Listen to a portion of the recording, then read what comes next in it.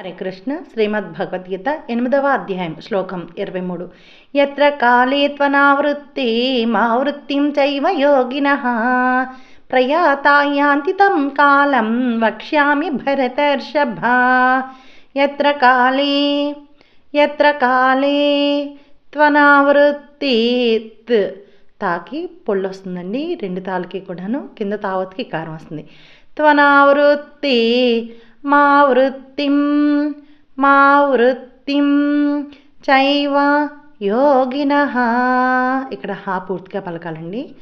ప్రయాత యాంతి, పూర్ణబింబం పైన నాకి పొళ్ళు ఇవ్వండి, ఇక్కడ నా పలుకుతుంది.